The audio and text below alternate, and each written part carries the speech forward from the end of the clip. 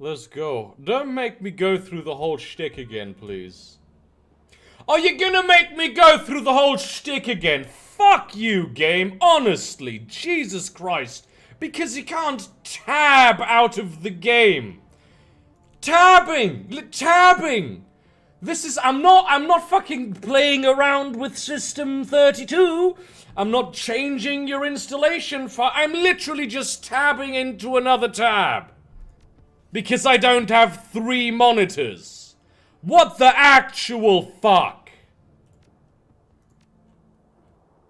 Bah.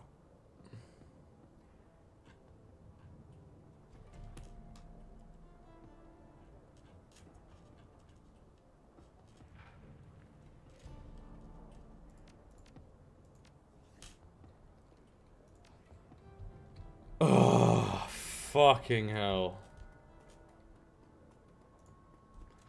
Hello, you? Yeah, I'm not gonna talk to the people again, because fuck you.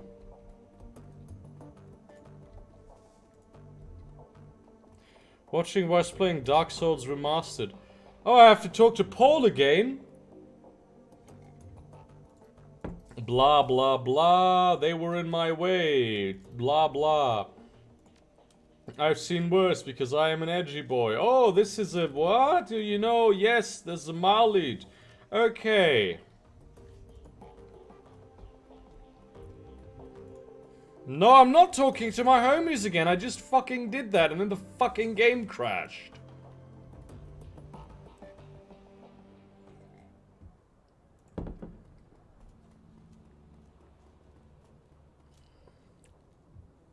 Ah, broken drone. There you go. I'll leave it in your hands. I'll start right now. See you later. Hold up! If she glances back up on you, yes, go on then, I'm listening. I'm looking for something that can play back a DVD. Really? That is old tech. Very old, in fact. Just a moment, I will go look. She turns to rummage through a bin of obsolete components at the back of her stall. Ah, yes, here we are. The dwarf wrestles a mid-sized flat-screen display out of the bin. This display has old enough hookups to connect to a DVD player. RCA, you know. Vintage. What is happening in the chat? The player itself, though, this I do not have. You may wish to try your luck down at the junkyard. There is a scavenger there, a primitive man with a crude disposition. If anyone here in the Kreuzbazar can help you find your DVD player, he can. But he will almost certainly attempt to overcharge you for it. Well, I don't have a lot of money. She takes a deep breath and smiles up at you.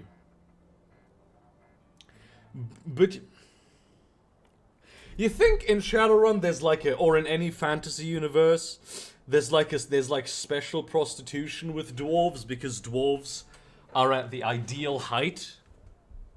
And that's like a special fetish that people have? That dwarves give them blowjobs while standing up? I'm pretty sure that's a very common fetish in Fantasyland. But you are not here for gossip. Shall we conclude our business? I could give you the display for say 200. Yep. Paul Amsel said to charge it to his account. Ah, very well. I will have it packaged up and delivered to Herr Amsel straight away. Best of luck finding a DVD reader. I wish you well. Riveting gameplay.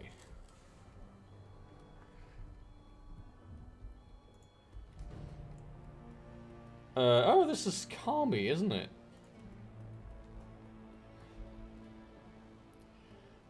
She tips an invisible hat.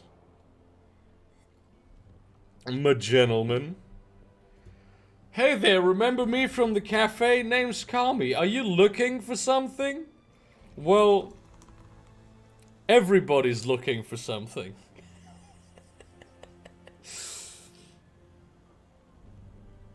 You know, who am I to disagree?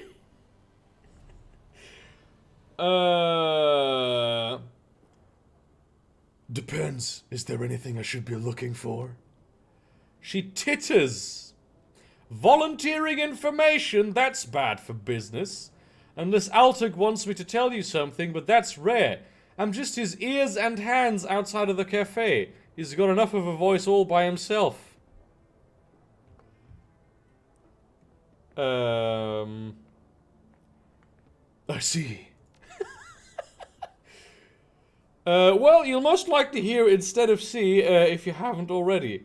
No, actually, because this game doesn't have voice acting, and I never knew that he had a loud voice. Oh, I guess you'll see if you're tripping on something wiggly. What? Listen, since you've just moved here, I have some advice. If you haven't guessed already, he's got fingers in a lot of pies. Well, he shouldn't be going around doing that. That's disgusting.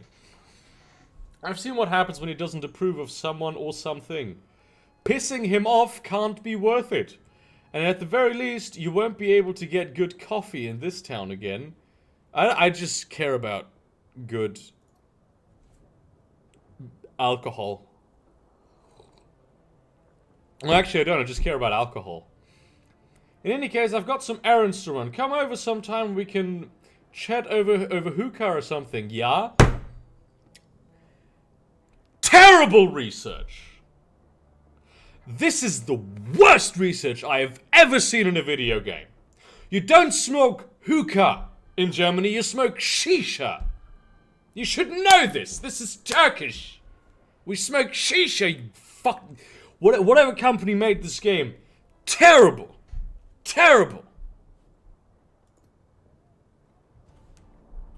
Disgusting. Maybe he has some more magic shit. No. Hello, Absinthe. Absinthe turns to face you. She takes care to avoid looking in your eye. What are you, Harry Dresden? I'm looking to buy some magic is a sentence that you always should say. When you are buying things that isn't drugs. Then you'll talk to Algernon. Why are you here even then? Why are you at the counter if Algernon is the one who sells magic? Hello again, may I help you? Show me your wares, boy. It's still this. Yeah, this is not good. I think for this kind of character, it's better to have a good street gear. I think I could though. Probably deliver some payday or something, because I think I have some.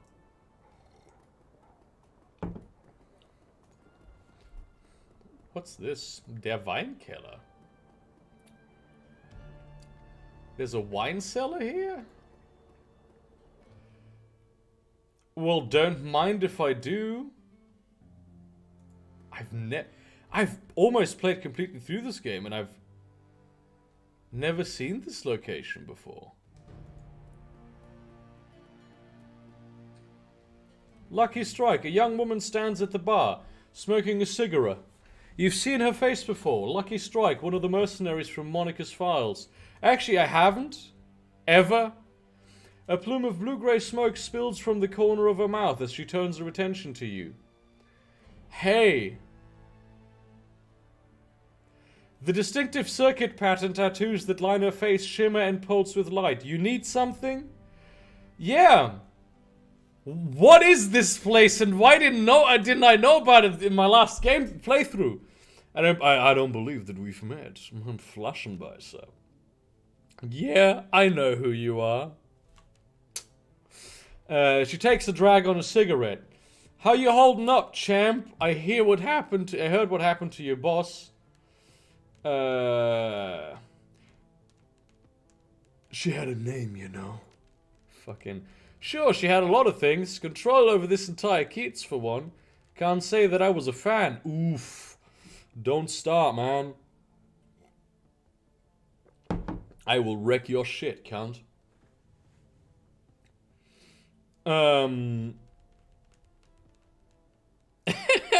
Okay. I have two great... That's your prerogative. But then, you didn't really know her. Or, which is equally as edgy... You really need to brush up on your social skills. I think that's your prerogative. That's weirder. That's true, but I do have eyes. I wouldn't have noticed.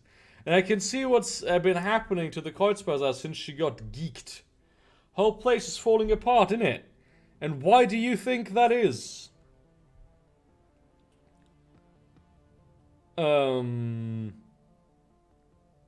Monica helped a lot of people. Now that she's gone, she can't anymore. Simple. The illustrious Frau Schäfer helped people, alright. She helped them so much that they couldn't make things without her, work without her anymore. She made herself into a leader here, and guess what? In an anarchist system, there aren't supposed to be any leaders. Oof. Let's discuss the finer points of neo-anarchy, because I happen to be of a different school of thought than you. Lucky Strike, because I am now going to discuss fictional politics with a video game character that can't hear me. You see, the point of neo-anarchy is not a lack of leadership in any way, shape, or form. The point of neo-anarchy is the instability, the flux state, the nature of the constant changing state of affairs that is the Marxist constant revolution and ultimate democracy that leads to an eradication of ingrained power structures. Power structures still develop on small and large scales, but they change in a manner so drastic and so constant that they always represent the will of the people and are always flexible enough to adapt to any situation. And that is what this character believes. I'm not a neo-anarchist. Lucky Strike taps out a cigarette and leans toward you, a predatory grin on her face. You and your friends followed Monica too, obeyed her orders without question, right? She was our team leader. Of course we listened to her. I've got a newsflash for you, friend. Here in Berlin, teams don't have leaders. You just don't understand neo-anarchy. The very idea of team leader runs counter to the spirit of this place. Fuck you. For such a rabid anarchist, your friend seemed awfully comfortable being in power. Kind of a contradiction in terms, don't you think? I'm done with this conversation. She shrugs. I love how I can't actually bring up the nuanced point against her. I can just say, yeah, you're right, or no, you're not right. You're cool. You started talking to me, not the other way around. Well, that is actually a good point. But, like, what is this place, though? And, like, seriously, why have I never seen it before?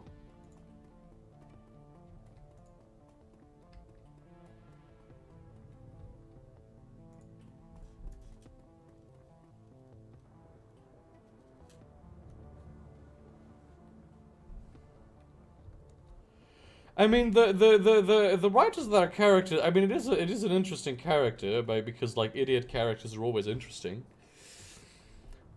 It's an old obsolete phone booth. Okay, but, like, I have pay data, though, that I would like to deliver to you people.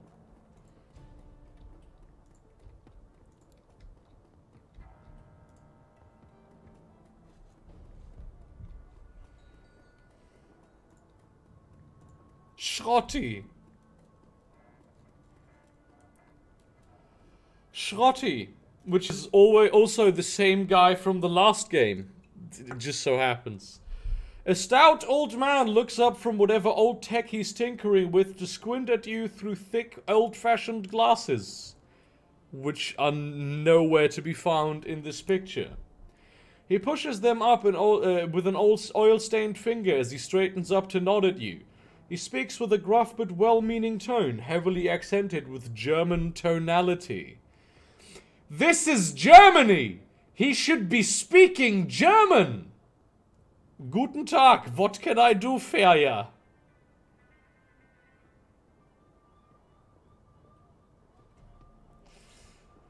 Mallet tells me you're the man to speak to about DVDs.